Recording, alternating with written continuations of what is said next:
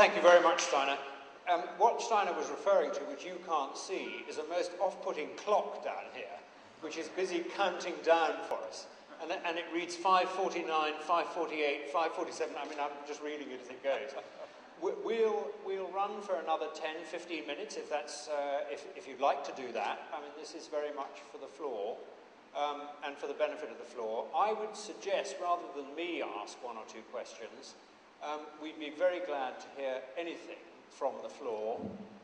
Please don't hesitate to ask, and please don't be concerned that you might think it's too simple or too obvious. I promise you it will not be. We are living in extremely interesting times at the moment, and every perspective is helpful. If you'd like to ask a question, could you put your hand right up and be conscious, if you don't mind, that all four of us are facing a glare of lights from the top here, so it's not immediately easy to see. So put your hand right up and don't give up, okay? Because one of us in this four will keep an eye on it for you. Is there anybody who would like to ask a question to kick off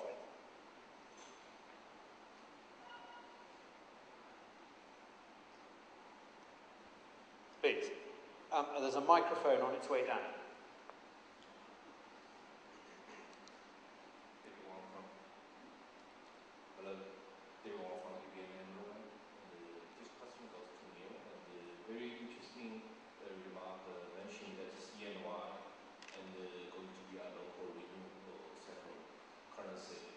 Maybe you can extend it to this area to see what specific role Standard Chartered is going to play. And also this question can extend it to Bank of China, which is being nominated as a regional bank for this role, as PBOC's role. So this question goes to the question. Thanks for the questions. I think it's a very interesting space, as I said. Unfortunately, I didn't have enough time to expand, but thanks for the question. This is just one step in what is going to be a very long journey. And so for us, and the role that foreign and mainland Chinese banks have to play is clearly providing a clearing and settlement framework. Now, in the first instance, I think certain banks, some of whom you mentioned, will be designated clearing banks in Hong Kong. So the scheme covers a handful, I think it's 300 or 400 mainland Chinese companies interacting with their trading counterparties in Hong Kong. For settlement to actually occur, you've got to have nominated banks clearing as well as settlement banks on both sides. And at this stage, we're waiting for the detailed regulations to come through. But the role that Standard Chartered, or indeed any other international bank would play, could be twofold, and that depends on how things evolve. One would obviously be to facilitate their own customers, whether they are MNC procurement companies, the giant retailers who have huge setups in Hong Kong, or indeed facilitating their FI community clients and acting as an intermediary bank with ultimate settlement happening onshore. You see, until there is a means or mechanism to establish significant RMB liquidity or CNY liquidity in Hong Kong and then further afield, because as I mentioned, in my view, the pilot will extend very quickly from Hong Kong to cover perhaps a handful of ASEAN countries who are probably next in the fray. And it's not a huge leap of logic to perhaps think of a correlation between the 6 bilateral swap countries that have been set up as the next phase. So I see close cooperation. We talked about friendship and alliances between the mainland Chinese banks and international banks to facilitate trade settlement. Good. Thank you very much indeed, Neil. Thank you. Does that complete the question? You had one more for the Bank of China, I think. All right. I don't know whether Zhu Chen feels that he is able to talk to that particular issue. Would you like to just repeat the question? The question is actually two banks be nominated inside China, which is Bank of China Shanghai branch, and also a communication bank. I don't know anyone from communication bank is here.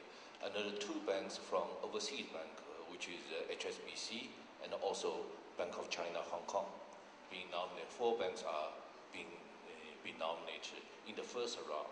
So that's just a common practice. Neil mentioned that we all know that 400 corporations being nominated through that process.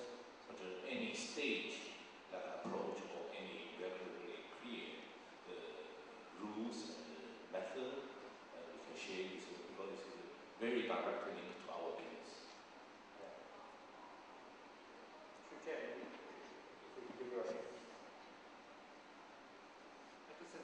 I don't think it's suitable.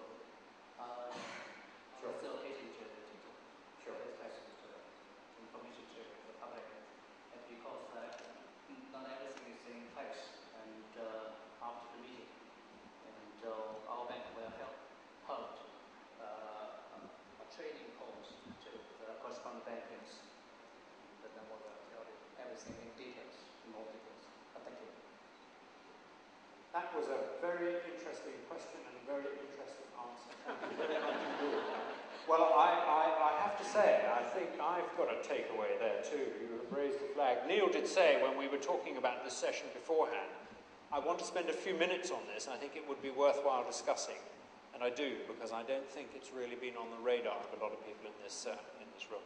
And you can see I'm being timed out. But nevertheless, we will go on for one or two more questions. Any other questions from the floor? Anybody like to ask a question? Yes, please. There's a microphone on its way. Hi, good afternoon. My name is Michael Hogan from the Standard Chartered Bank. Donna, I think, Howard opened the conversations about the need for industries to work together as well as market participants to find industry resolution. Will that get deprioritised as the banks try to solve their own housing debt first? Sorry, will that get deprioritized? Yeah, banks have a lot to think about at the moment. Will they try to solve their own housing first before they look to form industry-based solutions? Who would like to talk about that? Michael, I'll just take a stab at that. I think, there's so much happening right now, and I quite understand where you're coming from. I think we're finding ourselves, spending a lot of time internally. Some of it is hand-wringing, some of it is navel-gazing,